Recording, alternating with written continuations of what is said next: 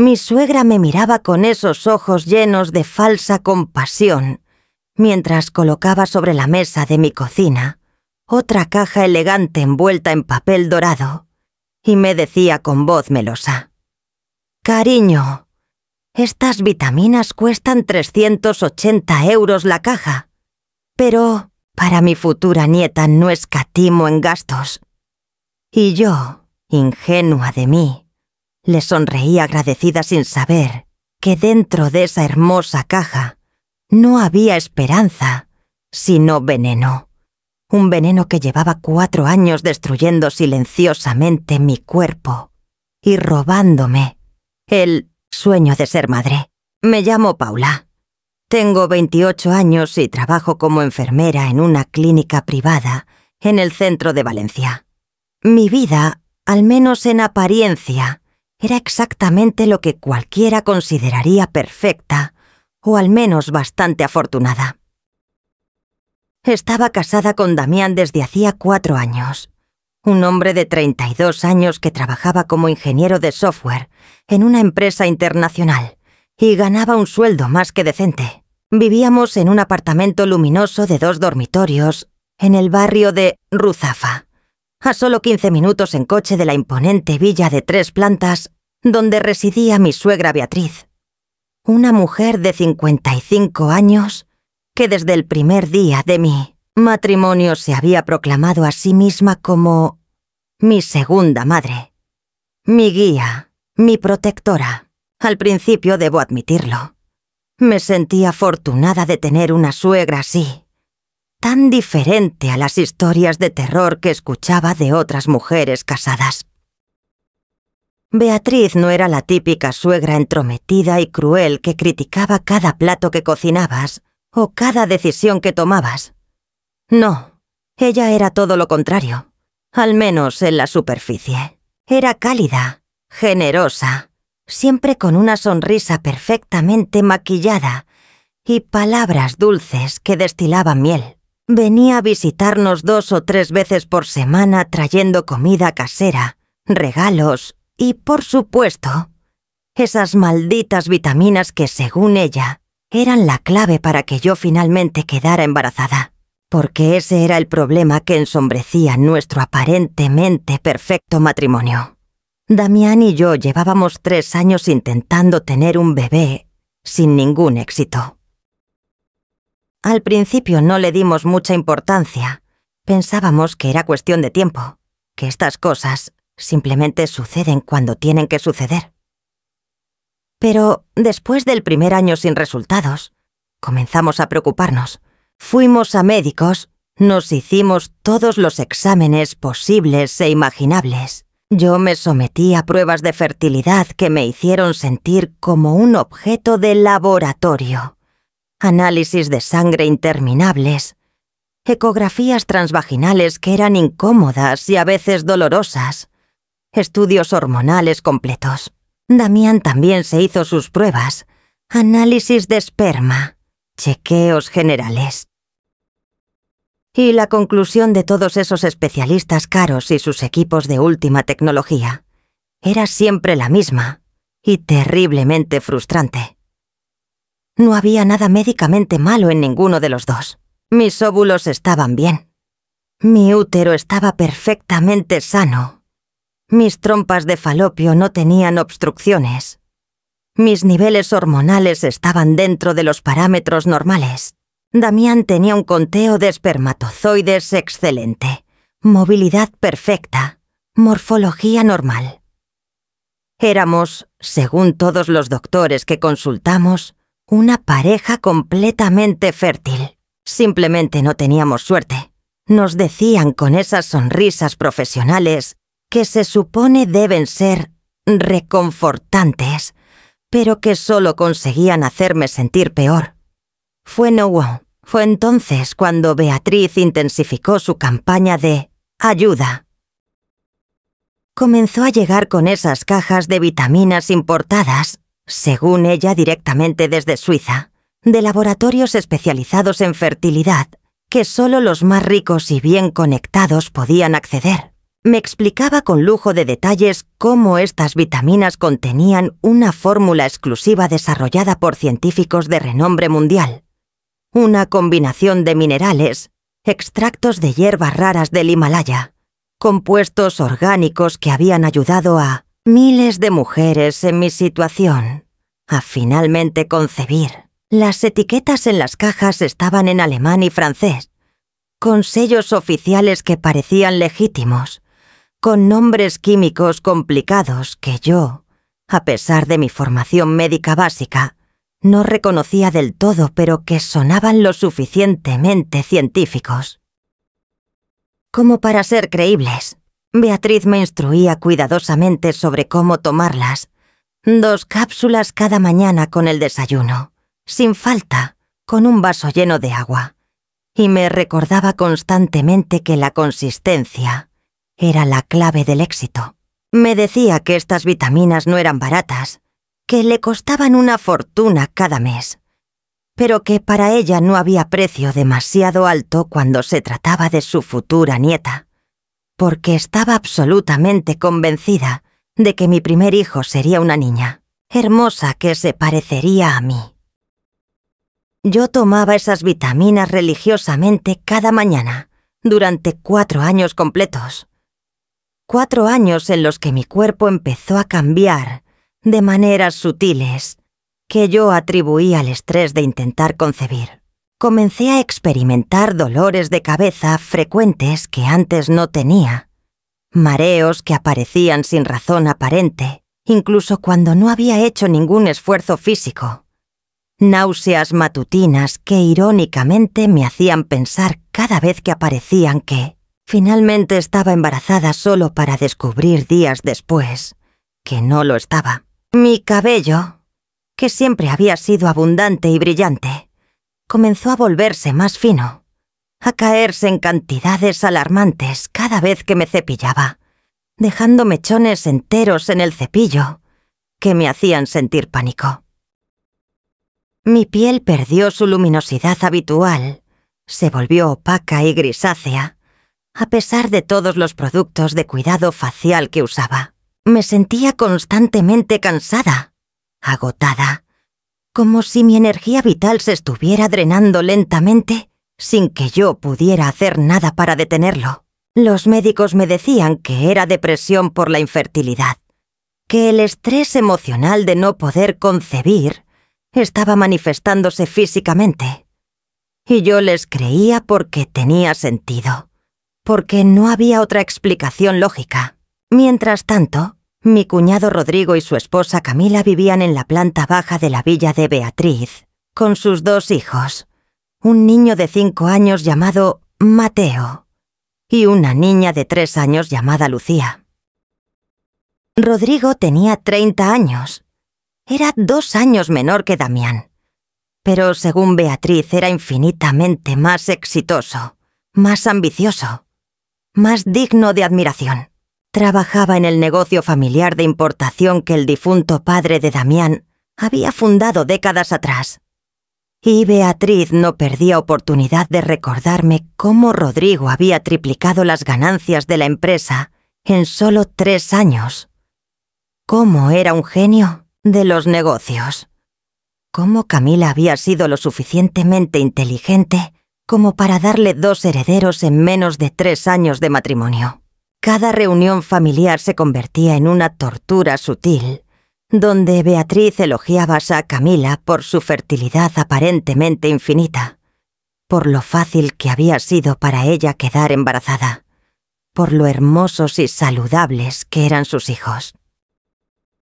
Y luego me miraba a mí con esos ojos llenos de lástima, apenas disimulada, y decía cosas como: «No te preocupes, Paula querida. Cada mujer tiene su propio tiempo. Estoy segura de que las vitaminas pronto harán efecto. Solo tienes que tener paciencia y fe». Damián, mi esposo, el hombre que había jurado amarme y protegerme, nunca me defendía en esos momentos. Simplemente se quedaba sentado en silencio, mirando su teléfono o cambiando de tema, actuando como si no escuchara las comparaciones hirientes que su madre hacía constantemente entre Camila y yo. Cuando yo intentaba hablar con él en privado sobre cómo me hacían sentir esos comentarios, él me decía que estaba siendo demasiado sensible, que su madre solo quería ayudar, que no debía ser tan desagradecida cuando Beatriz gastaba tanto dinero en Tetsenke, esas vitaminas carísimas para mí. Me acusaba de ver problemas donde no los había, de buscar conflictos innecesarios, de no apreciar lo afortunada que era de tener una suegra tan generosa y preocupada por mi bienestar. Poco a poco, fui aprendiendo a callar, a sonreír, a asentir, a aceptar las cajas de vitaminas con gratitud fingida, a tragarme mi frustración y mi dolor, porque expresarlo solo conseguía que mi esposo se pusiera del lado de su madre y me hiciera sentir como la villana de la historia. La vida continuó en esa rutina dolorosa y monótona durante 4 años completos. 4 años de pruebas de embarazo negativas que me rompían el corazón cada mes. 4 años de ver a otras mujeres en la clínica donde trabajaba salir felices con sus barrigas redondas o sus bebés recién nacidos, mientras yo me preguntaba qué había de malo en mí. 4 años de escuchar los consejos no solicitados de familiares y amigos que me decían que me relajara, que dejara de pensar tanto en ello, que cuando menos lo esperara sucedería, como si la concepción fuera simplemente una cuestión de actitud mental. 4 años de tomar religiosamente esas malditas vitaminas cada mañana, confiando en que Beatriz realmente se preocupaba por mí, creyendo que esas cápsulas caras eventualmente me darían el bebé que tanto anhelaba. 4 años en los que mi autoestima se fue desmoronando lentamente, hasta que llegué a convencerme de que había algo fundamentalmente defectuoso en mí, que mi cuerpo era una máquina rota incapaz de cumplir su función biológica más básica, que no merecía ser madre porque claramente la naturaleza había decidido que yo no era apta para ese rol. Y entonces, hace exactamente 2 semanas, algo sucedió en el trabajo que cambiaría absolutamente todo, que sacaría a la luz una verdad tan monstruosa y perturbadora que incluso ahora, mientras lo recuerdo, siento que se me revuelve el estómago y me cuesta creer que realmente sucedió, que no fue simplemente una pesadilla de la que eventualmente despertaría. Era un martes por la tarde, uno de esos días grises y lluviosos de febrero que hacen que Valencia pierda todo su encanto mediterráneo y se convierta en una ciudad fría y melancólica. Yo estaba terminando mi turno en la clínica, organizando los historiales médicos de los pacientes que había atendido durante el día, cuando escuché voces que venían del pasillo adyacente a la sala de enfermería donde me encontraba. No era mi intención espiar, pero las paredes de esa sección de la clínica eran notoriamente delgadas y las voces de los 2 médicos que conversaban eran lo suficientemente altas como para que cada palabra llegara claramente hasta donde yo estaba. Reconocí inmediatamente la voz del doctor Martínez, un toxicólogo de prestigio que trabajaba como consultor en nuestra clínica, y la del doctor Ramírez, uno de los ginecólogos más respetados del centro. Estaban discutiendo un caso que aparentemente había llegado esa misma mañana. El caso de una mujer que había estado intentando quedar embarazada durante varios años sin éxito, a pesar de que todos sus exámenes médicos indicaban que era perfectamente fértil. El doctor Martínez hablaba con un tono de indignación apenas contenida, explicándole a su colega que habían analizado unos suplementos vitamínicos que la paciente había estado tomando durante años. Suplementos que supuestamente provenían de un laboratorio especializado en fertilidad en Europa. Lo que habían descubierto en el análisis toxicológico era absolutamente alarmante y criminal, según sus propias palabras. Esas cápsulas que la mujer había estado ingiriendo religiosamente cada día, confiando en que la ayudarían a concebir, en realidad contenían una combinación de compuestos químicos específicamente diseñados para suprimir la fertilidad.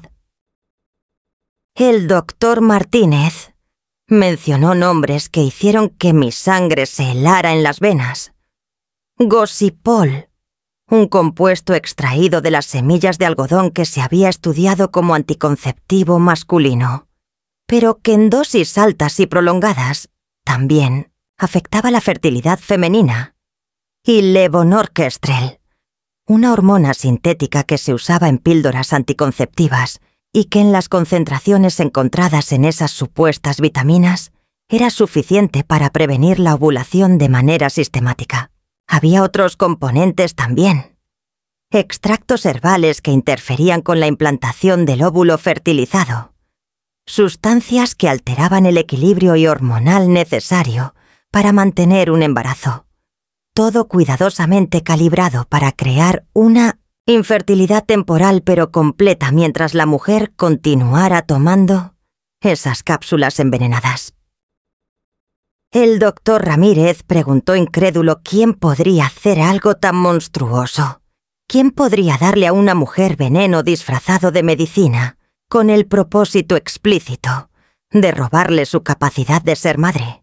El doctor Martínez respondió que según lo que la paciente les había contado entre lágrimas, había sido su propia suegra quien le proporcionaba esos suplementos, quien insistía en que los tomara diariamente, quien le aseguraba que eran carísimos y provenían de los mejores laboratorios de fertilidad de Suiza. La paciente había confiado completamente en su suegra durante más de 3 años, creyendo genuinamente que esa mujer se preocupaba por ella y quería ayudarlas a concebir, sin sospechar jamás que en realidad estaba siendo sistemáticamente envenenada por la persona que se suponía debía amarla como a una hija. Ahora que habían descubierto la verdad y la mujer había dejado de tomar esas cápsulas, los médicos esperaban que su fertilidad se recuperara gradualmente.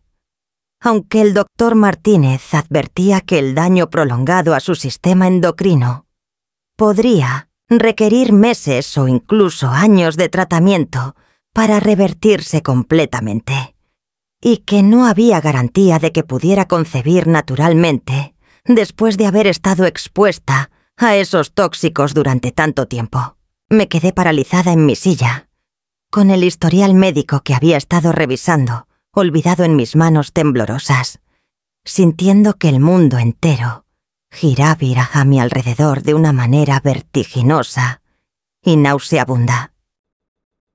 Las similitudes entre la historia de esa paciente anónima y mi propia situación eran tan obvias, tan imposibles de ignorar, que sentí como si alguien me hubiera golpeado en el estómago con toda su fuerza, dejándome sin aire en los pulmones.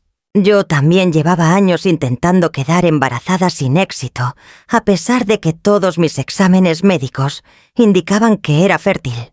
Yo también estaba tomando vitaminas carísimas, que supuestamente provenían de laboratorios especializados en Suiza. Yo también las recibía de mi suegra, quien insistía constantemente en que las tomara diariamente sin falta. Las etiquetas en mis cajas de vitaminas también estaban en alemán y francés, con nombres químicos complicados que yo nunca había investigado a fondo, porque confiaba en Beatriz, porque nunca se me había ocurrido que alguien pudiera ser tan malvado como para envenenar deliberadamente a su propia nuera bajo el pretexto de ayudarla.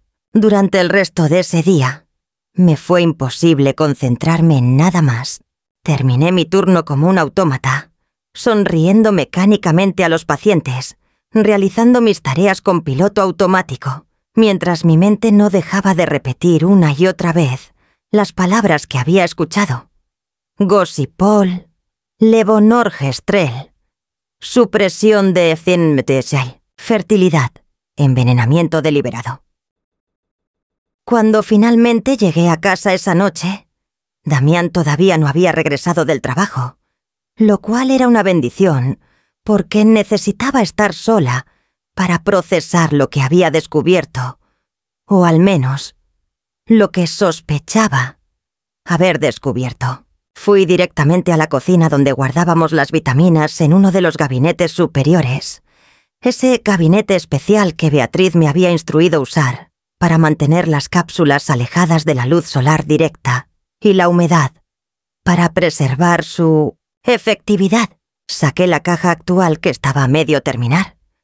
Una caja elegante de color dorado con letras plateadas en relieve que decían Fertivita Premium, seguido de una serie de palabras en alemán que nunca me había molestado en traducir completamente. Me senté en la mesa de la cocina con la caja frente a mí y mi teléfono móvil en la mano, y comencé a traducir meticulosamente cada palabra, cada frase, cada ingrediente listado en la etiqueta. Lo que encontré me dejó aún más confundida porque la lista de ingredientes parecía legítima a primera vista.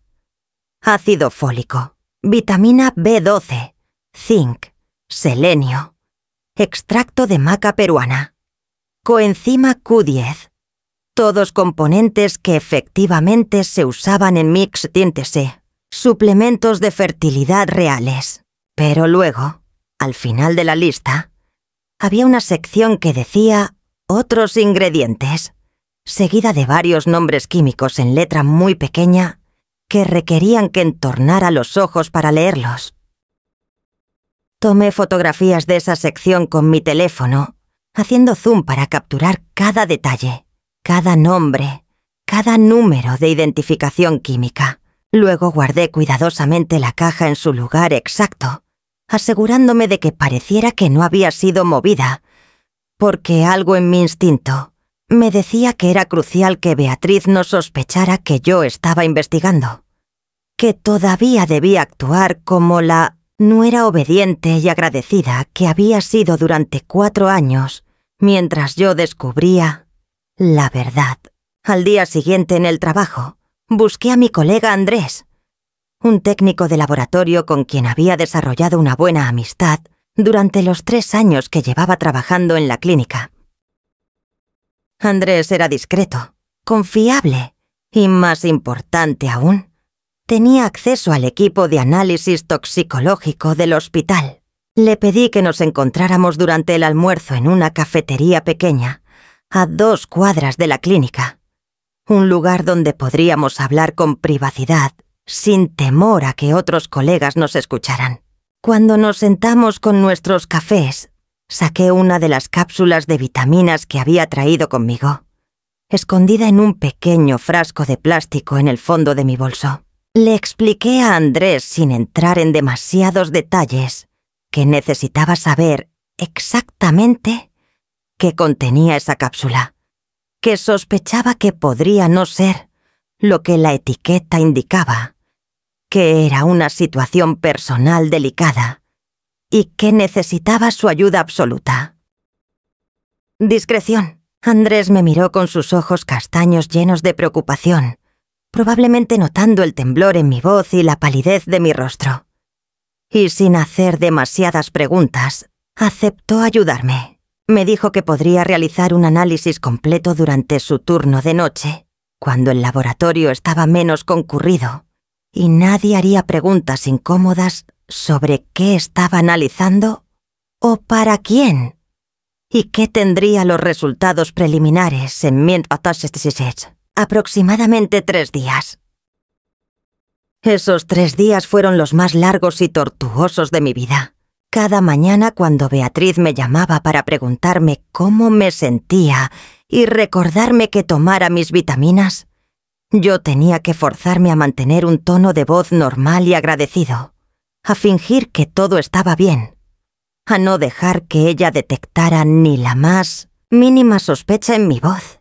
Cada noche, cuando Damián llegaba a casa y me preguntaba casualmente si había tomado mis vitaminas ese día, como su madre le había pedido que verificara, Yo asentía y le decía que por supuesto que sí, mientras secretamente había comenzado a fingir que me las tomaba, pero en realidad las escupía en el lavabo o las guardaba en un frasco escondido en el fondo de mi armario.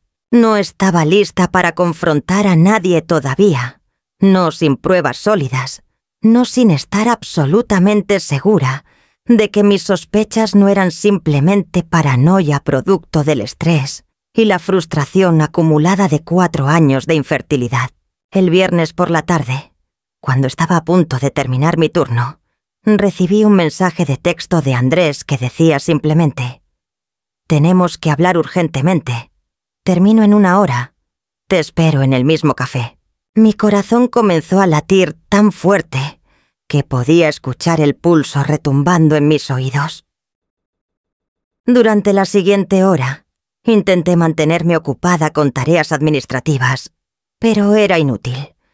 Mi mente no podía concentrarse en otra cosa que no fuera la inminente conversación con Andrés y lo que los resultados del análisis podrían revelar.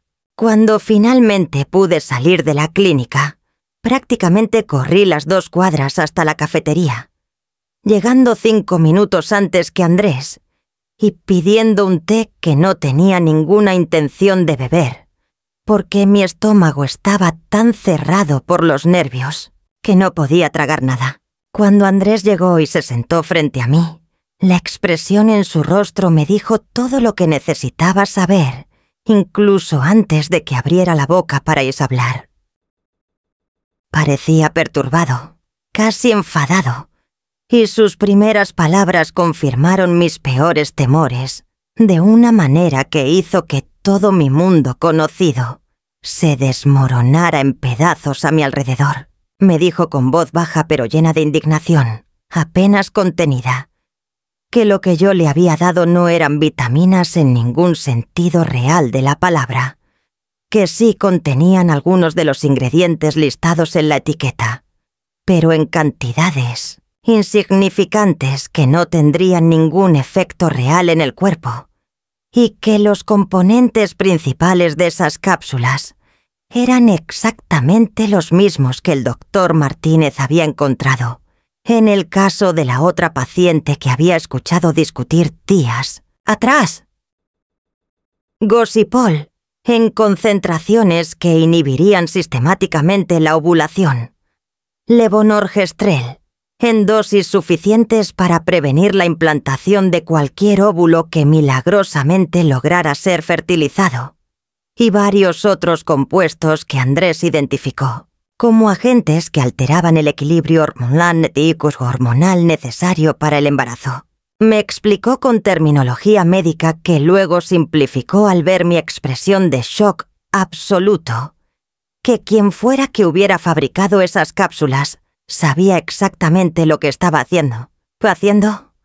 Que esta no era una contaminación accidental o un error de etiquetado, sino un producto deliberadamente diseñado para crear infertilidad temporal en quien lo consumiera de manera regular y prolongada.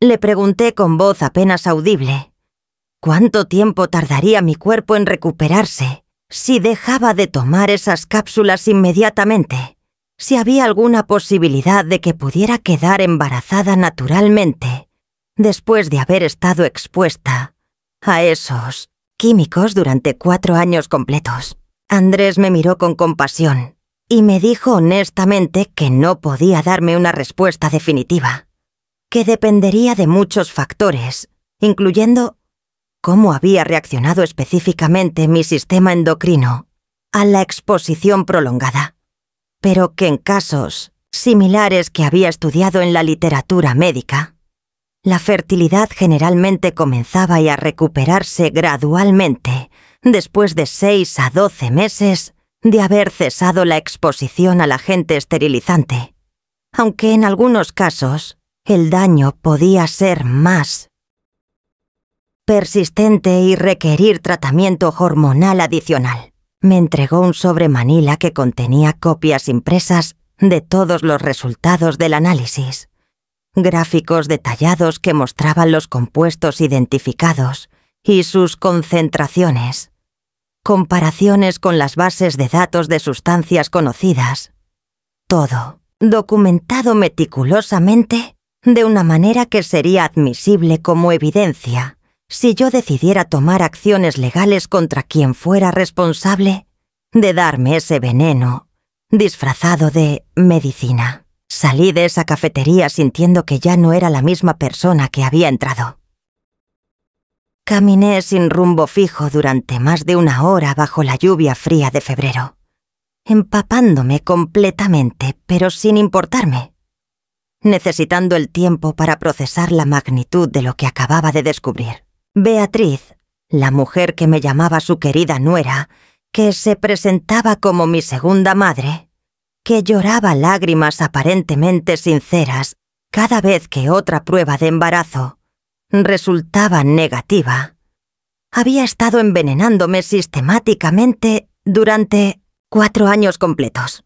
Había gastado una fortuna, no en vitaminas caras de Suiza como me había hecho creer, sino en conseguir sustancias químicas ilegales, específicamente diseñadas para robarme mi fertilidad, para asegurarse de que yo nunca pudiera darle un hijo a su hijo.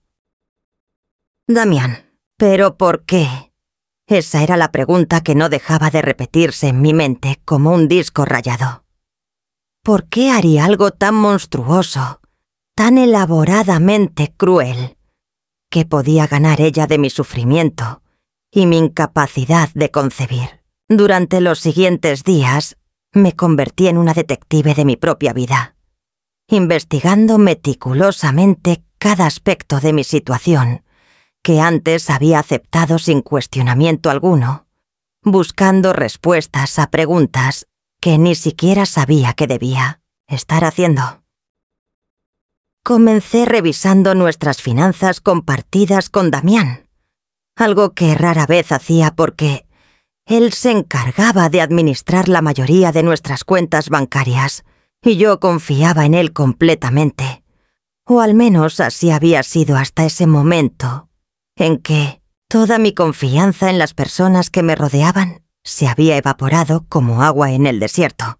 Una noche, cuando Damián se quedó trabajando hasta tarde en la oficina, aproveché para acceder a nuestra cuenta bancaria conjunta usando la contraseña que él guardaba, anotada en un cuaderno en su escritorio, probablemente sin imaginar jamás que yo tendría motivos para revisar nuestros movimientos financieros sin su conocimiento. Lo que encontré al revisar el historial de transacciones de los últimos 4 años me dejó completamente helada, sentada frente a la pantalla de la computadora con las manos temblando tanto que apenas podía usar el ratón para desplazarme por la interminable lista de pagos y transferencias. Había transferencias mensuales regulares desde nuestra cuenta hacia la cuenta de Beatriz, cada una por la cantidad exacta de 3.800 euros, con una nota descriptiva que decía simplemente «Vitaminas para Paula» o variaciones similares, como suplementos fertilidad P o medicamentos B para P. Estas transferencias habían comenzado exactamente 4 años atrás, justo 2 semanas después de nuestra boda, y habían continuado sin interrupción mes tras mes, hasta el presente. Saqué mi teléfono móvil y abrí la aplicación de calculadora con dedos que apenas me respondían por el shock y la adrenalina que corría por mis venas, y multipliqué 3.800 euros por 48 meses, el número total de meses que llevábamos casados. El resultado apareció en la pantalla como un puñetazo directo a mi estómago. 182.400 euros. Damián había transferido 182.400 euros a su madre durante nuestro matrimonio, supuestamente para pagar las vitaminas carísimas que ella me conseguía de Suiza. Vitaminas que según ella le costaban una fortuna, pero que valdría cada centavo si finalmente me ayudaban a quedar embarazada y darle el nieto que tanto anhelaba.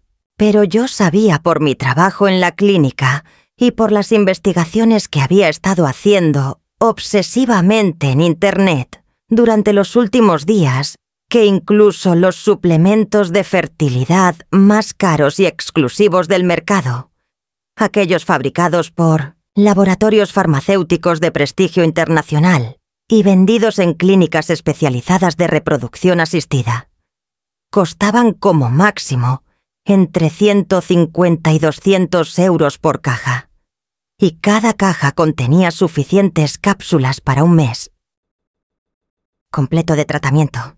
Eso significaba que las vitaminas reales, si es que Beatriz realmente hubiera estado comprando vitaminas legítimas de fertilidad, como me había hecho creer durante 4 años, deberían haber costado aproximadamente 9.600 euros y 700.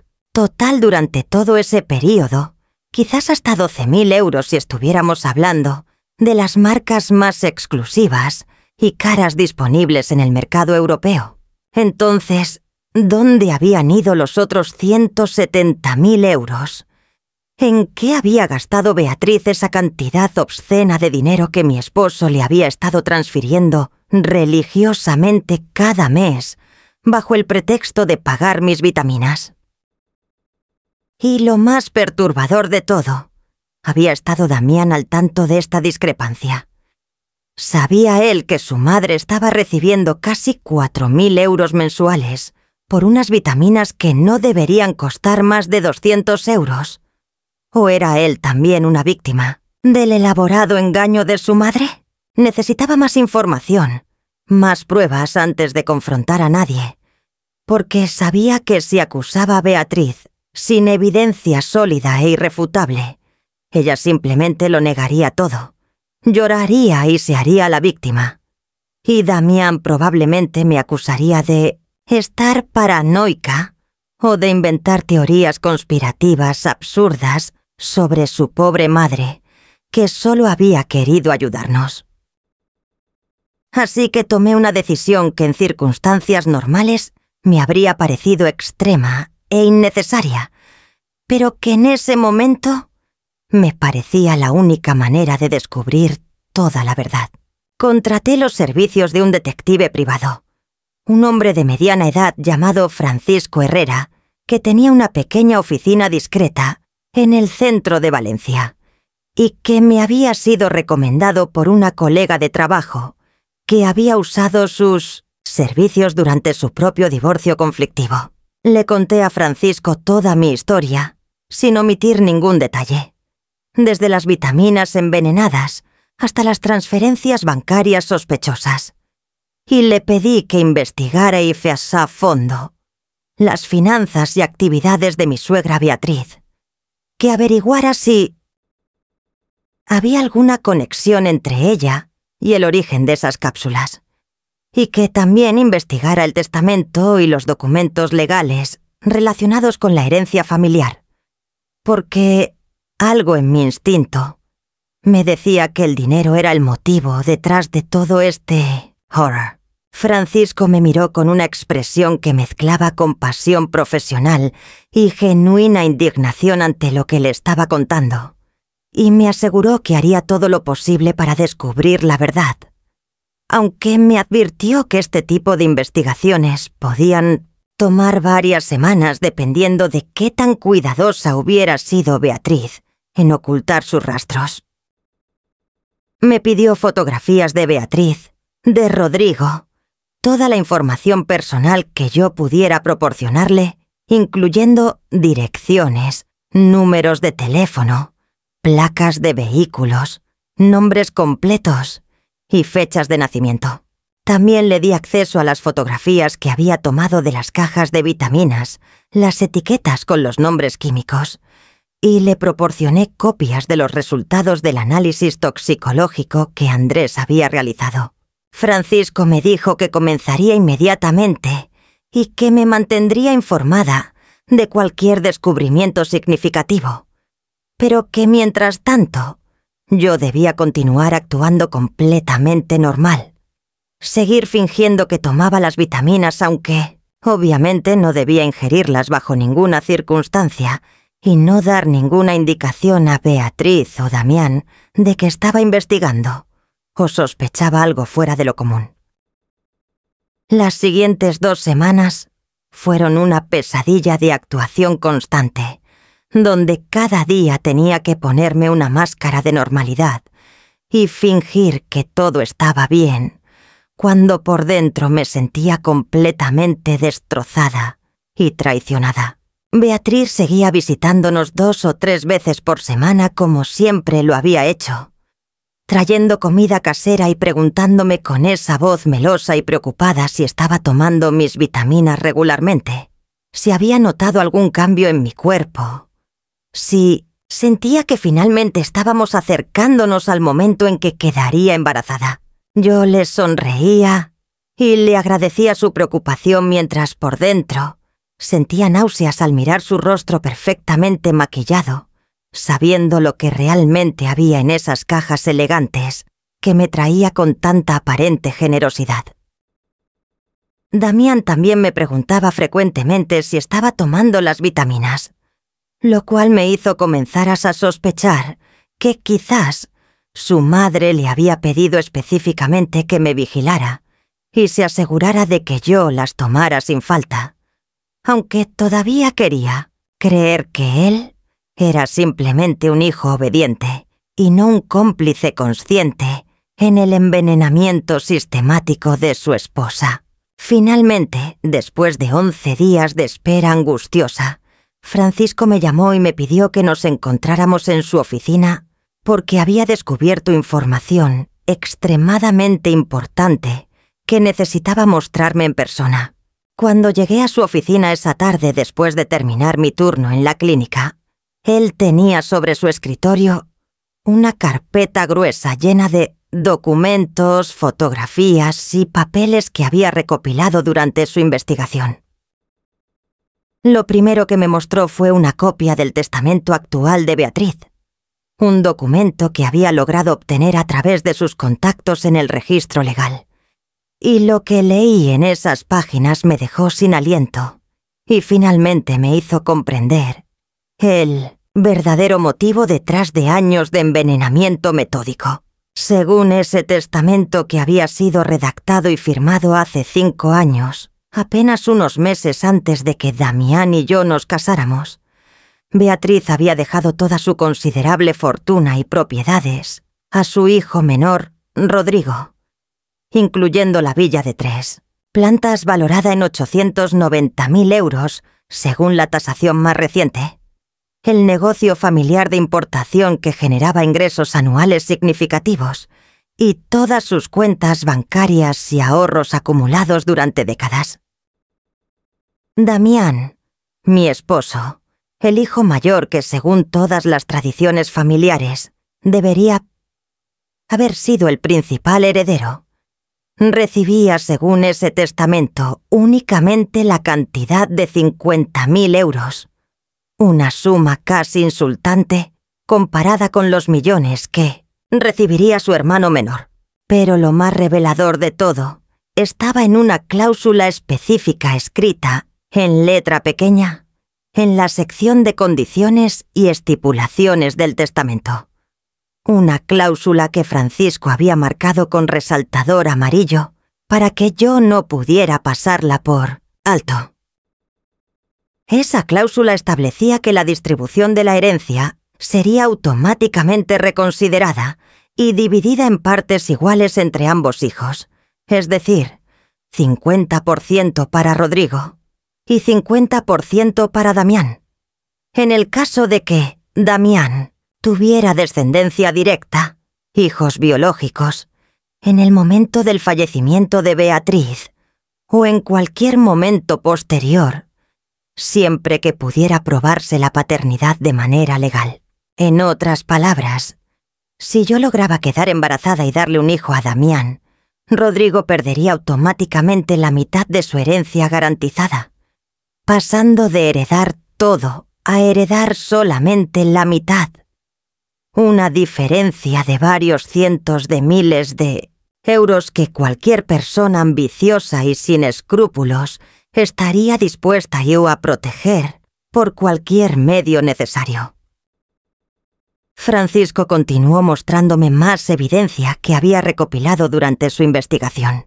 Había logrado, mediante métodos que prefirió no explicarme en detalle, pero que probablemente no eran completamente legales, obtener acceso a los mensajes de WhatsApp intercambiados entre Beatriz y Rodrigo durante los últimos meses.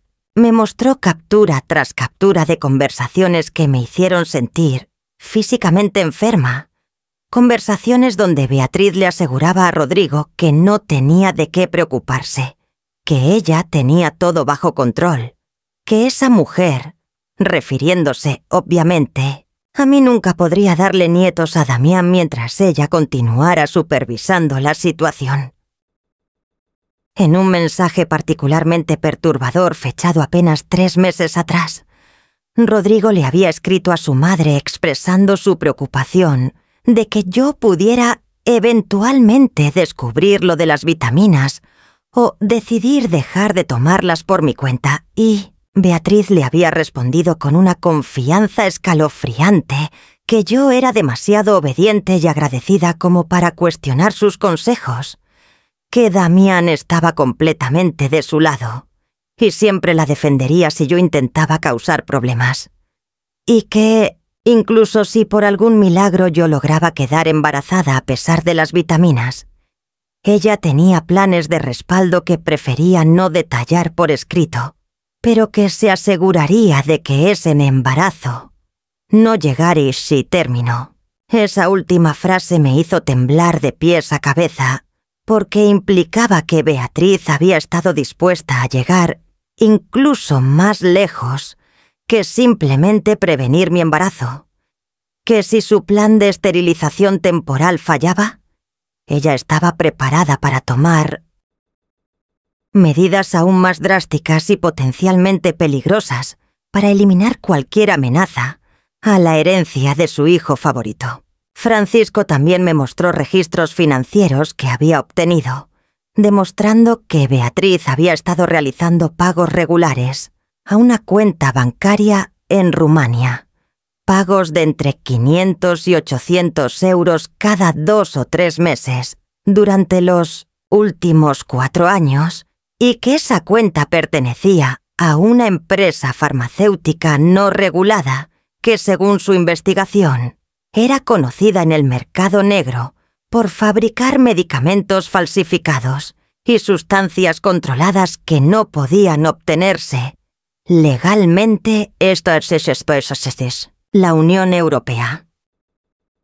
Esos pagos coincidían perfectamente con las fechas en que Beatriz me traía nuevas cajas de vitaminas, lo que confirmaba que ella estaba comprando esas cápsulas envenenadas de fuentes ilegales y luego reempaquetándolas en cajas falsificadas que parecían provenir de laboratorios suizos legítimos, gastando probablemente menos de 1.000 euros en total por año en las vitaminas falsas, mientras embolsaba los otros 45.000 euros anuales que Damián le transfería, creyendo que estaba pagando por tratamientos médicos legítimos para su esposa.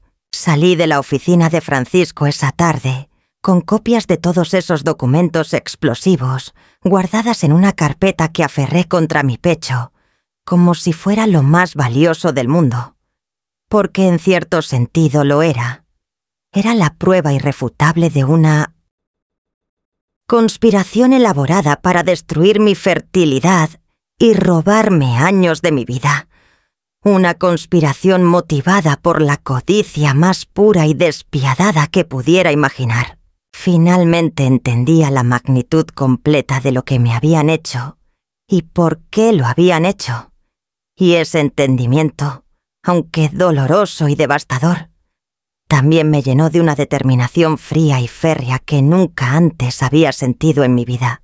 Ya no era la Paula ingenua y confiada que aceptaba todo sin cuestionamiento.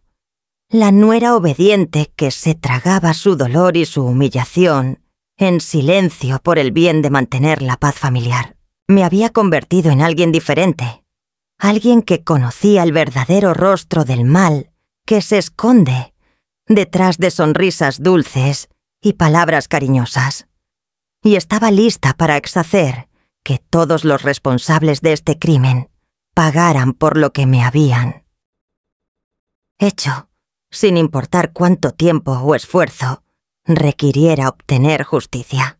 Esa misma noche, después de volver de la oficina de Francisco con toda la evidencia devastadora en mi poder, me senté sola en la sala de nuestro apartamento, después de que Damián se hubiera ido a dormir.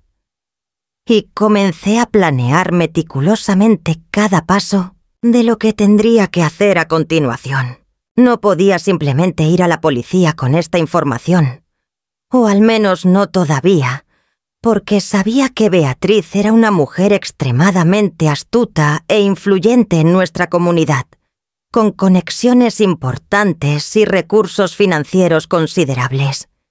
Y si yo la acusaba prematuramente sin una estrategia sólida, ella encontraría la manera de manipular la situación, contratar los mejores abogados, destruir o fabricar evidencia, y posiblemente salir completamente impune, mientras me pintaba a mí como una nuera resentida y mentalmente inestable, que inventaba acusaciones absurdas por celos hacia su cuñado, o por frustración por mi propia infertilidad.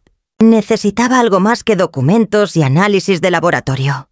Necesitaba un momento de confrontación pública e innegable, donde Beatriz no pudiera escapar de las consecuencias de sus acciones, donde hubiera testigos presenciales que no pudieran ser comprados o intimidados, donde toda su cuidadosamente construida fachada de suegra, amorosa y generosa, se derrumbara de una manera tan espectacular que nadie pudiera dudar de su culpabilidad. Recordé entonces que el Día de Acción de Gracias estaba aproximándose en exactamente 5 semanas, una celebración que nuestra familia había adoptado a pesar de no ser tradicional en España, principalmente porque Beatriz había vivido varios años en Mid-Massachusetts, Estados Unidos durante su juventud, y había mantenido la costumbre de organizar una gran cena familiar ese día cada año. Era uno de los eventos más importantes del calendario familiar, una ocasión en la que Beatriz invitaba no solo a la familia inmediata, sino también a tíos, primos, vecinos cercanos, amigos de la familia, creando una reunión de aproximadamente 25 a 30 personas en su espaciosa villa. Sería el escenario perfecto para mi plan. Una audiencia lo suficientemente grande como para que la verdad no pudiera ser enterrada o negada, pero lo suficientemente íntima como para que cada persona presente sintiera el peso completo de la revelación y no pudiera simplemente marcharse ignorando lo que había presenciado. Comencé a visualizar exactamente cómo se desarrollaría esa noche, cada palabra que diría, cada documento que mostraría, cada reacción que anticipaba de los diferentes miembros de la familia.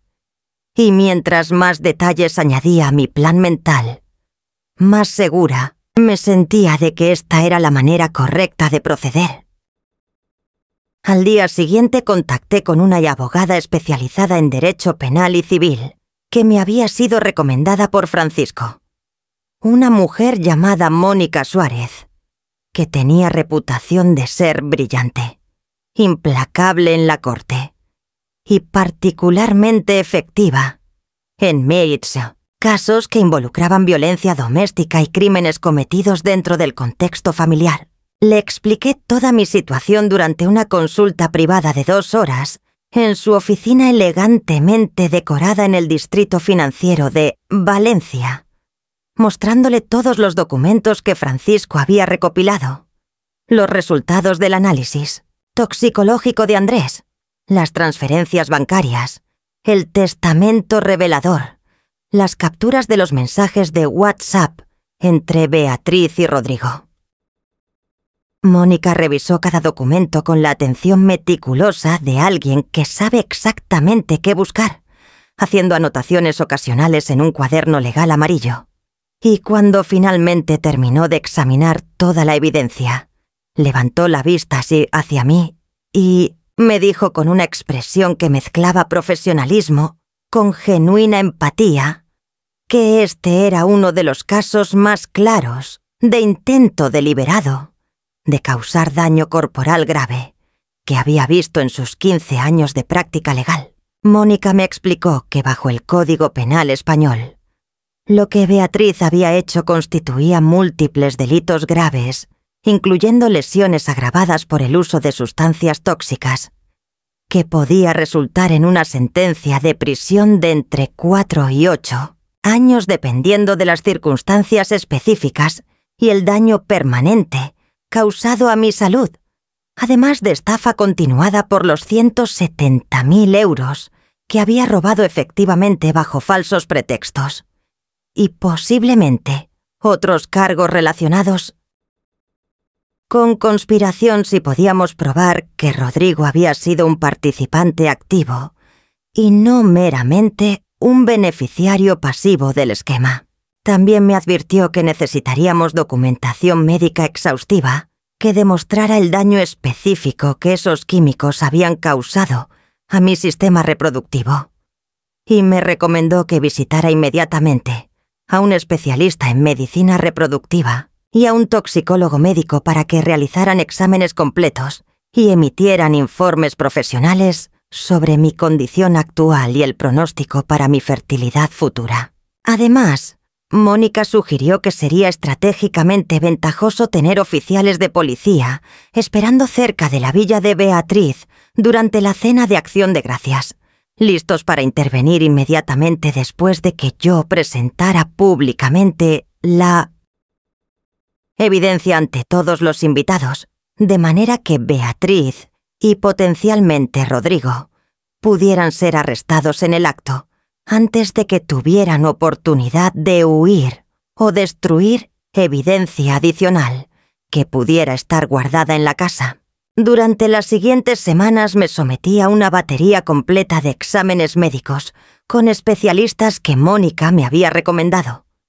Doctores que entendían la gravedad legal de mi situación y que sabían cómo documentar apropiadamente los hallazgos médicos de una manera que sería útil en procedimientos judiciales posteriores. Los resultados fueron simultáneamente aliviadores y devastadores en diferentes aspectos. Por un lado, los doctores me aseguraron que el daño a mi sistema reproductivo no parecía ser permanente e irreversible, que mis ovarios todavía contenían una reserva saludable de óvulos, que mi útero no mostraba daño estructural significativo y que había una probabilidad razonablemente alta de que mi fertilidad se recuperara gradualmente durante los próximos 6 a 12 meses, ahora que había dejado de ingerir las sustancias tóxicas. Aunque también advirtieron que no había garantías absolutas y que mi edad y el tiempo perdido significaban que tendría una ventana más estrecha para concebir naturalmente, que si este envenenamiento nunca hubiera ocurrido. Por otro lado, los exámenes también revelaron que esos 4 años de exposición continua a Gosipol y levonorgestrel habían causado desequilibrios hormonales significativos que explicaban todos los síntomas que había estado experimentando. Los sit-on-sit, dolores de cabeza crónicos, los mareos, la pérdida de cabello, la fatiga constante, las irregularidades en mis ciclos menstruales que había atribuido al estrés, pero que en realidad eran efectos directos del envenenamiento sistemático. Mientras tanto, continué actuando completamente normal en mi vida diaria, una actuación que se volvía cada vez más difícil y emocionalmente agotadora con cada día que pasaba. Tenía que sonreírle a Beatriz cuando me llamaba para preguntarme cómo me sentía. Tenía que agradecerle efusivamente cuando me traía nuevas cajas de vitaminas que yo inmediatamente guardaba como evidencia adicional sin abrir. Tenía que sentarme en mi cena Damián comenzó a notar que algo estaba diferente en mí, que estaba más distante emocionalmente, que a veces me perdía en mis pensamientos en medio de conversaciones. Pero cuando me preguntaba qué me pasaba, yo le decía que simplemente estaba cansada del trabajo o que me sentía un poco deprimida por otro mes más sin embarazo, y él aceptaba esas explicaciones sin cuestionar demasiado porque encajaban perfectamente con el patrón que habíamos establecido durante años. Aproximadamente 2 semanas antes del Día de Acción de Gracias, decidí que era momento de crear una pequeña crisis controlada que serviría a múltiples propósitos en mi plan general. Una noche, después de cenar, fingí tener un colapso emocional completo frente a Damián, llorando desconsoladamente y diciendo que ya no podía soportar más la presión de intentar quedar embarazada, que quizás era momento de aceptar que simplemente no estaba destinada a ser madre, que tal vez debería dejar de tomar esas malditas vitaminas que no parecían estar funcionando de todos modos y que solo me hacían sentir peor físicamente. Damián, predeciblemente, entró en pánico ante mi sugerencia de abandonar las vitaminas, insistiendo en que no podíamos rendirnos ahora después de haber invertido tanto tiempo y esfuerzo, que su madre se sentiría terriblemente decepcionada si yo dejaba de tomarlas, que solo necesitaba ser más paciente porque seguramente funcionarían eventualmente. Su reacción me confirmó algo que había estado sospechando. Beatriz definitivamente le había dado instrucciones específicas de asegurarse de que yo continuara tomando esas cápsulas, probablemente diciéndole que eran extremadamente caras y que sería un desperdicio terrible de dinero si yo las abandonaba prematuramente. Como anticipé que haría, Damián inmediatamente llamó a su madre después de nuestro dramático intercambio, y Beatriz apareció en nuestro apartamento menos de 1 hora después, cargando una nueva caja de vitaminas y con su rostro perfectamente maquillado compuesto en una expresión de preocupación maternal exagerada. Me abrazó y me dijo con esa voz melosa que había perfeccionado durante décadas que entendía completamente mi frustración, que ella misma había pasado por dificultades para concebir a Rodrigo y sabía lo devastador que podía ser emocionalmente, pero que no podía darme por vencida ahora cuando estábamos tan cerca de lograr el milagro que habíamos estado esperando. Me mostró la nueva caja que había traído, explicándome que había pedido una fórmula aún más potente y especializada que le había costado 450 €, una cantidad obscena que mencionó específicamente varias veces para asegurarse de que yo apreciara el sacrificio financiero que ella estaba haciendo por mi bienestar. Tomé la caja de sus manos perfectamente manicuradas. La abracé con lágrimas que esta vez eran completamente genuinas, aunque no por las razones que ella imaginaba, y le prometí que continuaría tomando las vitaminas fielmente, porque ella había sido tan generosa y paciente conmigo durante todos estos años difíciles. Esa actuación fue posiblemente la cosa más difícil que había tenido que hacer en toda esta pesadilla. Fingir gratitud hacia la mujer que había estado destruyendo metódicamente mi vida durante 4 años, pero era absolutamente necesaria para mantener su confianza y asegurarme de que no sospechara nada antes del Día de Acción de Gracias. Después de que Beatriz se marchara esa noche, satisfecha de que había convencido exitosamente a su problemática nuera de continuar con el tratamiento, guardé esa caja de vitaminas de 450 € junto con todas las otras que había estado acumulando como evidencia y me permití una pequeña sonrisa fría pensando en la expresión que tendría en su rostro cuando toda su cuidadosamente construida mentira se derrumbara frente a 30 testigos en menos de 2 semanas. Los días previos al Día de Acción de Gracias se arrastraron con una lentitud tortuosa. Cada hora parecía durar una eternidad, mientras yo finalizaba meticulosamente cada aspecto de mi plan, revisando obsesivamente cada detalle una y otra vez para asegurarme de que no había dejado ningún cabo suelto que pudiera permitir que Beatriz escapara de las consecuencias de sus acciones. Mónica, mi abogada, había coordinado todo con la policía local, específicamente con 2 detectives de la Unidad de Delitos Familiares, que habían revisado toda la evidencia que habíamos recopilado y habían acordado estar presentes en un vehículo sin identificación estacionado a 2 cuadras de la villa de Beatriz durante la cena, listos para intervenir en el momento exacto en que yo les enviara la señal convenida mediante un mensaje de texto simple, que diría únicamente «ahora». Había pasado incontables horas preparando una presentación digital en mi computadora portátil.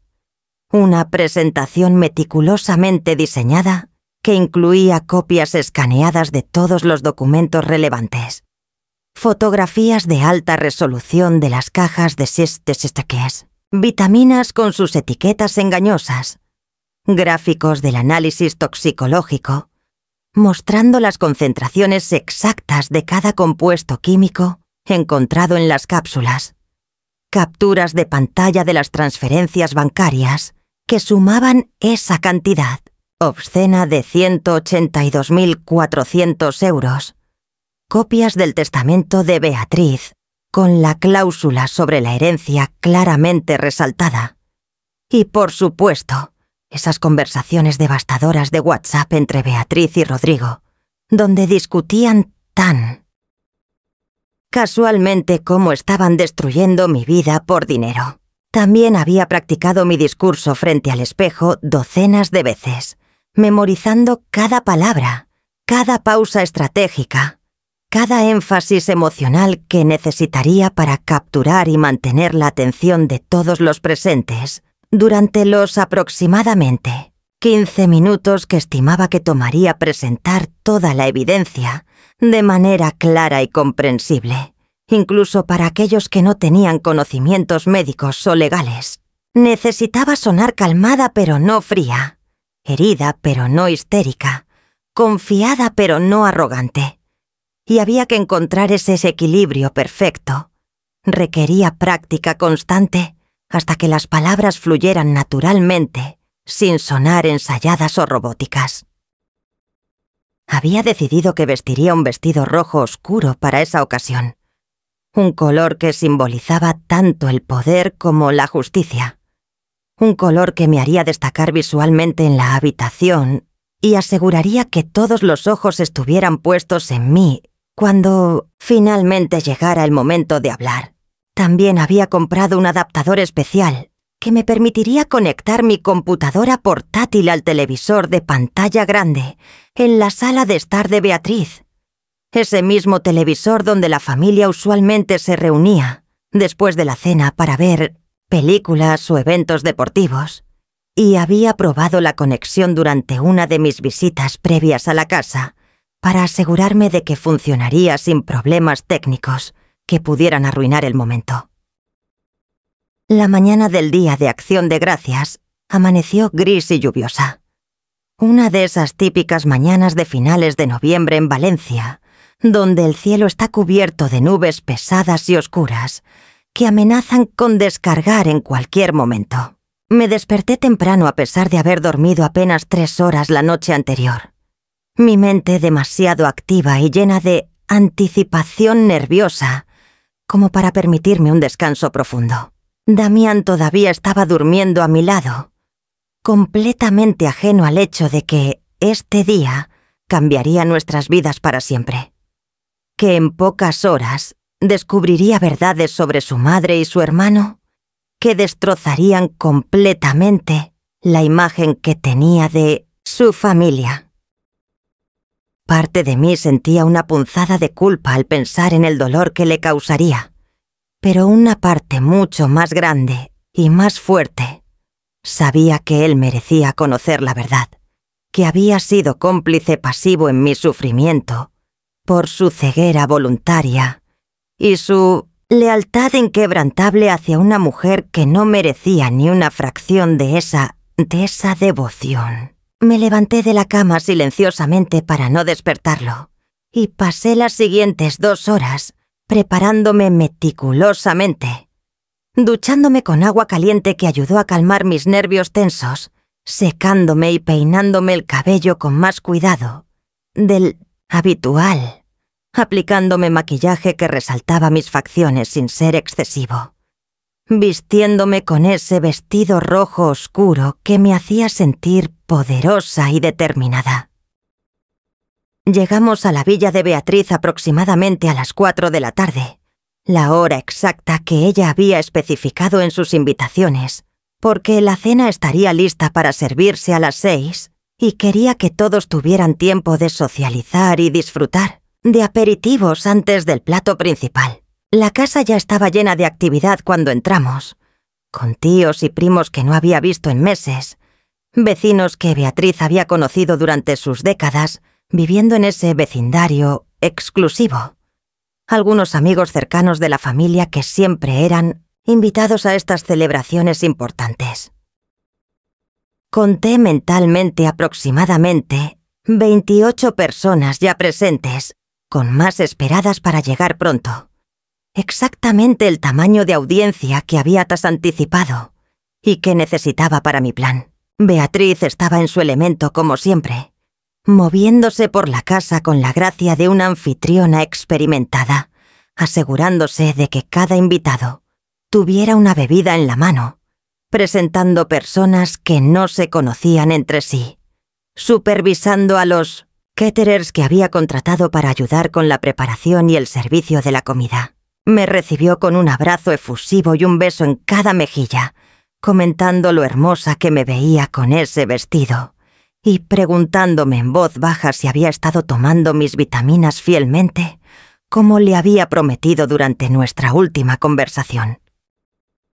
Rodrigo y Camila llegaron poco después que nosotros, trayendo a sus 2 hijos que inmediatamente corrieron hacia el jardín trasero, donde Beatriz había instalado un área de juegos para mantener a los niños entretenidos durante la reunión de adultos. Rodrigo me saludó con esa sonrisa falsa y esos modales superficialmente cordiales que siempre había usado conmigo, completamente ignorante del hecho de que yo sabía exactamente qué clase de persona era realmente debajo de esa fachada de cuñado amable y exitoso. Camila, por otro lado, había sido siempre genuinamente amable conmigo, y sabía que lo que estaba por revelarse esa noche la destrozaría porque descubriría que su esposo había estado involucrado en una conspiración tan vil y cruel, y sentí una genuina lástima por ella porque era inocente en todo esto, y sin embargo, sufriría consecuencias devastadoras cuando la verdad saliera a la luz. Durante la siguiente hora y media, me moví por la casa en modo piloto automático, conversando educadamente con varios invitados, aceptando copas de vino que apenas tocaba, porque necesitaba mantener mi mente completamente clara para lo que vendría después, respondiendo preguntas repetitivas sobre cuándo Damián y yo finalmente tendríamos hijos con sonrisas tensas y respuestas vagas que ya había perfeccionado después de años de práctica. Finalmente, a las 6 en punto, Beatriz anunció que la cena estaba servida y todos se trasladaron al comedor principal, donde había preparado una mesa impresionante, decorada con un mantel de encaje blanco, vajilla de porcelana fina, cubiertos de plata pulida, copas de cristal que reflejaban la luz de las velas aromáticas, dispuestas estratégicamente por toda la mesa. El pavo tradicional ocupaba el centro de la mesa, rodeado por una abundancia de acompañamientos: puré de papas cremoso, salsa de arándanos hecha en casa, judías verdes con almendras tostadas relleno de pan especiado, batatas confitadas, panecillos, recién horneados todavía calientes y fragantes.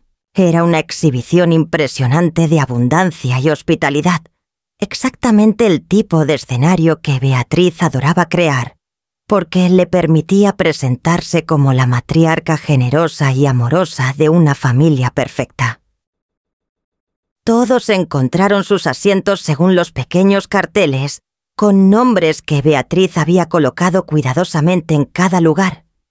Y yo noté que me había sentado directamente frente a ella, en el otro extremo de la larga mesa. Una posición que me permitiría tener contacto visual directo con ella durante todo lo que estaba por venir. La cena transcurrió exactamente como todas las cenas familiares que había soportado durante los últimos 4 años, con conversaciones superpuestas sobre temas triviales, anécdotas graciosas compartidas entre primos, preguntas sobre trabajos y escuelas y planes de vacaciones, todo desarrollándose en un ambiente de falsa armonía que a mí me parecía casi surrealista, sabiendo lo que sabía y lo que estaba a punto de suceder. Beatriz se levantó en un momento dado durante el plato principal para hacer su tradicional discurso de acción de gracias, agradeciendo a Dios y al universo por todas las bendiciones que había recibido durante el año, por su salud y la salud de sus seres queridos, por el éxito continuo del negocio familiar, por sus 2 maravillosos hijos, aunque aquí hizo una pausa y me miró con esos ojos llenos de falsa compasión, antes de añadir que esperaba que el próximo año finalmente pudiera agradecer por un nieto de su hijo mayor. Varios invitados que conocían nuestra situación me miraron con expresiones de simpatía incómoda y yo simplemente bajé la vista a mi plato y sonreí débilmente como si estuviera conmovida por su preocupación, cuando en realidad estaba contando los minutos hasta que pudiera destruir completamente esa imagen de abuela amorosa que ella proyectaba tan convincentemente. Después del plato principal hubo un breve interludio antes del postre, y aproveché ese momento para excusarme y dirigirme al baño del segundo piso. Pero en lugar de ir al baño fui directamente a una de las habitaciones de huéspedes, donde había escondido mi computadora portátil y el adaptador especial en mi bolso más temprano esa tarde, cuando nadie estaba prestando atención. Envié un mensaje de texto rápido a Mónica diciéndole que estaba casi lista, y ella respondió inmediatamente confirmando que los detectives estaban en posición y esperando mi señal.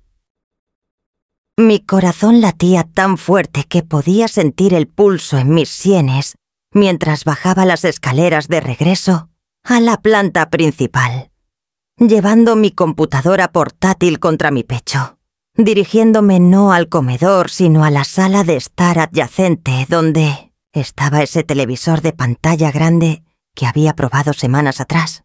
Algunos invitados me vieron pasar con la computadora y me miraron con curiosidad, pero nadie preguntó qué estaba haciendo, probablemente asumiendo que necesitaba verificar algo relacionado con el trabajo o responder algún correo electrónico urgente. Conecté el adaptador al televisor y luego mi computadora al adaptador. Y en cuestión de segundos, la pantalla del televisor mostró la imagen espejada de mi escritorio, con la presentación ya abierta y lista para reproducirse. Respiré profundamente varias veces, tratando de calmar los nervios que amenazaban con abrumarme en este momento crucial, recordándome a mí misma que había practicado esto docenas de veces, que tenía toda la evidencia que necesitaba, que esto era justicia merecida y no venganza cruel. Volví al comedor donde Beatriz estaba comenzando a servir el postre, una tarta de calabaza tradicional con crema batida que había preparado siguiendo una receta que había traído de sus años en Estados Unidos. Esperé hasta que todos tuvieran sus platos de postre frente a ellos y las conversaciones comenzaran a fluir nuevamente. y entonces me levanté de mi asiento con movimientos deliberadamente lentos y calmados que atrajeron gradualmente la atención de Setsofen-Sestas. Las personas sentadas cerca de mí. Disculpen, todos. Dije con una voz que mantuve firme a pesar del terremoto de emociones que rugía dentro de mí. Sé que este es un momento inusual para interrumpir, pero hay algo que necesito compartir con todos ustedes. Algo que no puede esperar. Ni un día más. Las conversaciones se fueron apagando gradualmente, mientras más y más personas se giraban para mirarme con expresiones que variaban entre curiosidad, confusión y ligera irritación por la interrupción de su postre.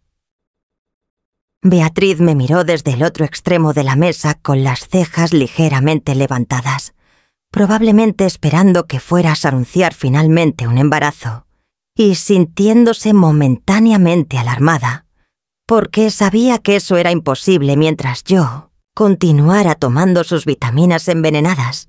«Beatriz», dije mirándola directamente a los ojos con una intensidad que hizo que su expresión cambiara sutilmente a algo más cercano a la preocupación. «Quiero agradecerte públicamente frente a toda la familia por todo lo que has hecho por mí. Durante estos 4 años, por tu generosidad aparentemente infinita, por esas vitaminas carísimas que has estado proporcionándome, mes tras mes.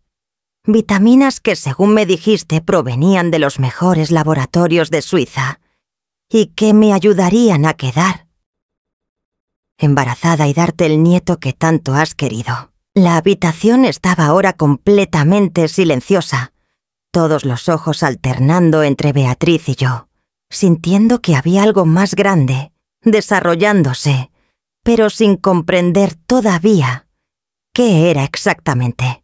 De hecho, continué mientras caminaba lentamente hacia la sala de estar adyacente, gesticulando para que todos me siguieran. He preparado una presentación especial para mostrar mi gratitud de una manera que realmente haga justicia a la magnitud de lo que has hecho por mí. Beatriz se puso de pie abruptamente, su rostro ahora visiblemente pálido debajo del maquillaje, probablemente sintiendo en sus entrañas que algo estaba terriblemente mal, pero sin poder identificar exactamente qué era o cómo detenerlo. Los invitados comenzaron a levantarse de sus asientos y moverse hacia la sala de estar, curiosos por ver qué había preparado, comentando entre ellos sobre lo inusual de la situación, pero claramente intrigados. Damián me siguió también, tocando mi brazo suavemente y susurrando: «Paula, ¿qué estás haciendo?». Pero yo simplemente le di una mirada que le dijo que esperara y viera que todo se volvería claro en cuestión de minutos. Cuando todos se habían congregado en la sala de estar, aproximadamente 30 personas ahora apiñadas en el espacio y derramándose hacia el pasillo adyacente, tomé el control remoto del televisor y me posicioné donde todos pudieran verme claramente. Al lado de la pantalla gigante, que por ahora todavía mostraba solo el fondo neutral de mi escritorio digital. «Lo que están por ver», dije con voz clara que proyecté para que llegara incluso a los que estaban más atrás, «es la verdad completa sobre los últimos 4 años de mi vida. Una verdad que me destrozará compartir, pero que ustedes merecen conocer. Una verdad sobre generosidad falsa y crueldad calculada disfrazada de amor familiar». Y con esas palabras presioné el botón de reproducción, y la primera diapositiva apareció en la pantalla con letras grandes y rojas que decían: 4 años de veneno. Cómo mi suegra destruyó deliberadamente mi fertilidad por dinero y herencia. El silencio que siguió a la aparición de ese título en la pantalla fue tan absoluto y pesado que parecía que el aire mismo se había solidificado en la habitación, como si todos los presentes hubieran dejado de respirar simultáneamente al procesar las palabras impactantes que acababan de leer. Podía ver las expresiones de shock y confusión extendiéndose por los rostros de los invitados como ondas en un estanque, cada persona tratando de comprender si habían leído correctamente, si esto era algún tipo de broma de mal gusto, o si realmente estaba acusando a mi suegra de algo tan monstruoso como envenenamiento deliberado. Beatriz se había quedado completamente inmóvil junto a la entrada de la sala de estar, con una mano aferrada al marco de la puerta, como si necesitara ese soporte físico para mantenerse de pie. Su rostro había pasado de pálido a un gris ceniciento, enfermizo, y sus ojos estaban fijos en la pantalla con una expresión de horror absoluto que confirmaba su culpabilidad mucho antes de que yo presentara una sola pieza de evidencia adicional. Apreté el botón para avanzar a la siguiente diapositiva, que mostraba fotografías de alta resolución de todas las cajas de vitaminas que había estado acumulando durante los últimos meses, cada una cuidadosamente etiquetada con la fecha en que Beatriz me la había entregado y con los nombres comerciales falsos que aparecían en sus elegantes empaques dorados y plateados. Estas son las vitaminas que mi querida suegra me ha estado proporcionando religiosamente durante 4 años completos. Expliqué con una voz que mantuve deliberadamente calmada y casi clínica, como si estuviera presentando un caso médico en una conferencia académica, en lugar de destruyendo a mi propia familia frente a 30 testigos. Vitaminas que, según ella, provenían de laboratorios especializados en Suiza, que costaban una fortuna, que contenían fórmulas exclusivas desarrolladas específicamente para ayudar a mujeres con problemas de fertilidad. Avancé a la siguiente diapositiva que mostraba los resultados del análisis toxicológico que Andrés había realizado, con gráficos coloridos que identificaban cada compuesto químico encontrado en las cápsulas y sus concentraciones precisas. Pero como pueden ver aquí, lo que realmente contenían estas cápsulas era una combinación de Gosipol y Levonorgestrel, en dosis suficientemente altas para suprimir completamente la ovulación, junto con otros agentes que interfieren con la implantación del óvulo fertilizado y alteran el equilibrio hormonal necesario para el embarazo. Pude escuchar murmullos comenzando a extenderse por la audiencia, mientras las personas más cercanas a la pantalla leían los detalles técnicos del análisis, y aquellos con conocimientos médicos comenzaban a entender exactamente qué estaba acusando y qué significaban esos nombres químicos tan específicos. La tía Margarita, quien era farmacéutica jubilada, dio un grito ahogado y se llevó la mano a la boca, claramente reconociendo el Gosipol como una sustancia que nunca debería estar en ningún suplemento destinado a mejorar la fertilidad, sino todo lo contrario. Durante 4 años. Continué mientras avanzaba a la siguiente diapositiva que mostraba imágenes de mi rostro demacrado en diferentes momentos. Fotografías donde era visible mi pérdida de peso, mi cabello adelgazado, mi piel opaca y enfermiza. Tomé estas cápsulas cada mañana sin falta, confiando en que mi suegra se preocupaba genuinamente por mi bienestar, sin saber que cada cápsula estaba destruyendo sistemáticamente mi salud y robándome la posibilidad de ser madre. Los síntomas que desarrollé gradualmente, dolores de cabeza crónicos, mareos, náuseas, pérdida de cabello, fatiga extrema, todos ellos eran efectos secundarios directos del envenenamiento continuo, efectos que los médicos atribuyeron al estrés emocional de la infertilidad sin sospechar jamás que alguien podría estar causándolos deliberadamente. Beatriz finalmente encontró su voz, aunque salió como un graznido estrangulado más que como su tono usual, meloso y controlado. «Esto es absurdo. Paula está mintiendo. Está teniendo algún tipo de crisis nerviosa. Yo nunca haría algo así. Yo la quiero como a una hija». Pero sus protestas sonaban huecas y desesperadas, incluso para ella misma, y varios de los invitados la miraron con expresiones de duda creciente, porque mi presentación meticulosamente documentada con evidencia científica y fotografías era infinitamente más convincente que sus negaciones frenéticas. Avancé a la siguiente diapositiva sin dignificar su interrupción, con una respuesta directa, y esta mostraba las transferencias bancarias que Damián había estado haciendo a su madre mes tras mes durante 4 años, cada línea resaltada mostrando la fecha, la cantidad de 3.800 euros y la nota descriptiva que decía «Vitaminas para Paula». Mi esposo ha transferido un total de 182.400 euros a Beatriz durante nuestro matrimonio para pagar por estas supuestas vitaminas carísimas.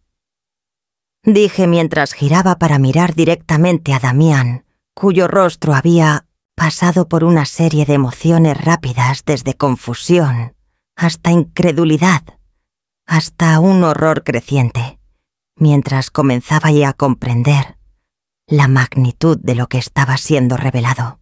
Pero incluso las vitaminas de fertilidad más exclusivas y caras disponibles legalmente en Europa cuestan como máximo 200 euros por caja. Continué mientras la siguiente diapositiva mostraba capturas de pantalla de sitios web, de clínicas de Cientosis, fertilidad reputables con sus listas de precios claramente visibles. Lo que significa que las vitaminas reales, si Beatriz realmente hubiera estado comprando lo que decía estar comprando, deberían haber costado aproximadamente 12.000 euros en total durante 4 años. Entonces la pregunta obvia es, ¿dónde fueron los otros 170.000 euros? La habitación había estallado ahora en murmullos más fuertes, mientras las personas hacían cálculos mentales rápidos y llegaban a la misma conclusión inevitable, que Beatriz había estado robando efectivamente una fortuna bajo falsos pretextos, mientras simultáneamente envenenaba a su nuera.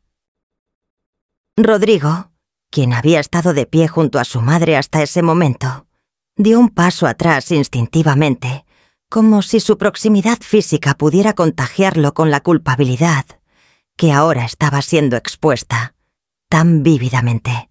La siguiente serie de diapositivas fue quizás la más devastadora de todas, porque mostraba el testamento de Beatriz con la cláusula sobre la herencia ampliada y resaltada en amarillo brillante, para que incluso aquellos en la parte trasera de la habitación pudieran leerla claramente. Expliqué con voz firme cómo ese testamento había sido redactado 5 años atrás, específicamente para favorecer a Rodrigo, con toda la herencia familiar valorada en casi 1 millón de euros, mientras que Damián recibiría apenas 50.000 euros así entre sí. Menos que... Y aquí hice una pausa dramática para dejar que las palabras se asentaran. A menos que Damián tuviera hijos biológicos en el momento de la muerte de Beatriz, en cuyo caso la herencia se dividiría equitativamente entre ambos hermanos. En otras palabras, dije mientras miraba directamente a Rodrigo, cuyo rostro había pasado de su bronceado saludable usual a un gris verdoso enfermizo. Cada hijo que yo le dieras a Damián le costaría a Rodrigo aproximadamente 400.000 euros de herencia garantizada, una motivación más que suficiente para asegurarse de que yo permaneciera estéril indefinidamente. Fue entonces cuando mostré las capturas de pantalla de los mensajes de WhatsApp entre Beatriz y Rodrigo. ampliadas lo suficiente para que todos pudieran leer cada palabra de esas conversaciones casuales y escalofriantes donde discutían mi esterilidad. Como si fuera un proyecto empresarial en lugar de la destrucción deliberada de la vida de una persona real. Leí algunos de los mensajes en voz alta para aquellos que no podían ver la pantalla claramente. Mi voz temblando ligeramente por primera vez, mientras forzaba las palabras a salir de mi garganta. No te preocupes. Ella nunca tendrá hijos mientras yo esté controlando la situación. Damián está completamente de mi lado. Él nunca le creería si ella intentara acusarme de algo. Incluso si por algún milagro queda embarazada, tengo planes de respaldo. Esa última frase causó un grito colectivo de horror de varios invitados, porque implicaba que Beatriz habría estado dispuesta a ir incluso más allá que prevenir el embarazo, que habría considerado causar un aborto, o algo peor si su plan inicial fallaba. Camila, la esposa de Rodrigo, se giró hacia su marido con lágrimas corriendo por su rostro perfectamente maquillado y le gritó con una voz llena de ira y dolor. ¿Tú sabías de esto? ¿Sabías que tu madre estaba envenenando a Paula y lo permitiste por dinero? Rodrigo levantó las manos en un gesto defensivo desesperado y comenzó a balbucear negaciones incoherentes, diciendo que él pensaba que Paula simplemente no podía quedar embarazada naturalmente, que no sabía nada sobre vitaminas falsas o sustancias tóxicas, que su madre nunca le había dicho exactamente qué estaba haciendo para controlar la situación. Pero sus protestas eran claramente mentiras transparentes, desmentidas por los mismos mensajes que acababan de ser mostrados en la pantalla. Mensajes donde él había participado activamente en conversaciones sobre mantener a Paula estéril y proteger su herencia. La habitación había descensa en tu caos ahora con múltiples conversaciones superpuestas, algunos invitados llorando abiertamente, otros expresando su indignación con voces cada vez más altas. Tíos y primos acercándose a Beatriz y Rodrigo con ninmosé. Expresiones de disgusto y repulsión. Damián se había desplomado en el sofá más cercano con la cabeza entre las manos, su cuerpo entero temblando, mientras procesaba la magnitud de la traición de su madre y la realización de que había sido un instrumento involuntario en mi envenenamiento durante 4 años, que cada transferencia bancaria que había hecho, creyendo que estaba ayudando a su esposa a concebir en realidad, había estado financiando mi destrucción sistemática. Se levantó de repente y se tambaleó hacia su madre, su rostro contorsionado en una máscara de dolor y furia que nunca le había visto antes, y le gritó con una voz rota. ¿Cómo pudiste hacerle esto? ¿Cómo pudiste hacerme esto a mí? Eres mi madre, se suponía que debías amarnos a ambos.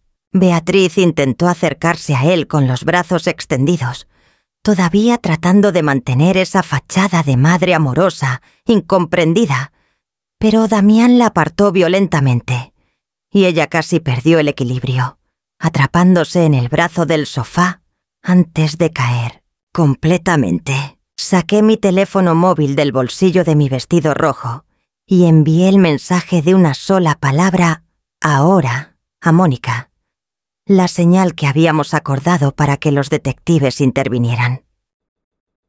Menos de 3 minutos después, el timbre de la puerta sonó con insistencia, y cuando nadie se movió para responder porque todos estaban demasiado absortos en el drama que se desarrollaba, yo misma caminé hasta la puerta principal y la abrí para revelar a 2 detectives en trajes oscuros con sus placas ya visibles. Beatriz Ramírez y Rodrigo Ramírez, dijo el detective mayor con voz autoritaria, que cortó a través del caos en la sala de estar. están bajo arresto por sospecha de intento de causar daño corporal grave mediante el uso de sustancias tóxicas, estafa, agravada y conspiración criminal. El silencio que siguió fue absoluto, excepto por el sonido de Beatriz comenzando a sollozar histéricamente. No lágrimas de arrepentimiento genuino, sino lágrimas de autocompasión, porque finalmente se había dado cuenta de que no había escapatoria, que toda su cuidadosamente construida vida de respetabilidad y estatus social estaba colapsando irreparablemente a su alrededor, frente a docenas de testigos que nunca olvidarían lo que habían presenciado esta noche. Los detectives escoltaron a Beatriz y Rodrigo fuera de la villa entre los murmullos horrorizados y las miradas de desprecio de los invitados que se apartaban instintivamente para dejarlos pasar, como si la proximidad física pudiera contaminarlos con la maldad que acababa de ser expuesta tan vívidamente ante sus ojos. Beatriz intentó mantener algo de dignidad mientras era conducida hacia el vehículo policial que esperaba afuera, pero su máscara de respetabilidad se había resquebrajado completamente, y lo único que quedaba era una mujer mayor y patética, cuya codicia había destruido no solo mi vida, sino también la suya propia y la de toda su familia. Rodrigo, por su parte, se derrumbó completamente, incluso antes de llegar al coche, sollozando y suplicando que alguien llamara acá a su abogado, insistiendo todavía en que él no había sabido realmente lo que su madre estaba haciendo, aunque sus propios mensajes de texto lo contradecían de manera irrefutable. Camila se quedó de pie en el umbral de la puerta sosteniendo a sus 2 hijos contra su cuerpo, mientras veía a su esposo ser arrestado. Y las lágrimas que corrían por su rostro eran una mezcla de shock, humillación y la dolorosa realización de que su matrimonio había terminado efectivamente en ese momento, porque nunca podría perdonar o confiar en un hombre capaz de participar en algo tan monstruoso. Después de que la policía se llevara a casa a los 2 arrestados, los invitados restantes comenzaron a marcharse rápidamente, murmurando disculpas incómodas mientras evitaban hacer contacto visual conmigo o con Damián, claramente desesperados por escapar de Simetientesoge. La atmósfera tóxica y abrumadora que había envuelto lo que se suponía debía ser una celebración alegre de gratitud familiar. En menos de 20 minutos, la casa que había estado tan llena de vida y conversación apenas una hora antes, quedó casi vacía, excepto por Damián y yo. Camila con sus niños que se habían quedado dormidos exhaustos en uno de los sofás, después de todo el latent trauma emocional. Y la tía Margarita, quien insistió en quedarse para asegurarse de que yo estuviera bien y ofrecerme su apoyo como la única persona en la familia que había creído instantáneamente en mi versión de los eventos, dada su experiencia farmacéutica. Me senté en el mismo sofá donde Beatriz había estado sentada apenas horas antes, actuando como la matriarca amorosa, y sentí una extraña mezcla de alivio absoluto, porque finalmente la verdad había sido revelada, y ya no tenía que cargar sola con ese peso terrible. Y también un vacío profundo, porque sabía que aunque había ganado esta batalla por la justicia, había perdido simultáneamente la familia que había creído tener durante los últimos 4 años. Los meses que siguieron fueron un torbellino de procedimientos legales, audiencias judiciales, testimonios de expertos médicos y evaluaciones psicológicas tanto para mí como para los acusados. Mónica resultó ser tan brillante y efectiva como Francisco me había prometido, construyendo un caso hermético que ni siquiera los carísimos abogados defensores que Beatriz contrató con los restos de su fortuna pudieron desmantelar o refutar. El juicio atrajo considerable atención mediática porque la naturaleza del crimen era tan inusual y perturbadora. Una suegra envenenando sistemáticamente a su nuera por motivos de herencia. Y los titulares sensacionalistas aparecieron en periódicos locales e incluso nacionales durante semanas. Al final, Beatriz fue sentenciada a 4 años de prisión por intento deliberado de causar daño corporal grave mediante sustancias tóxicas.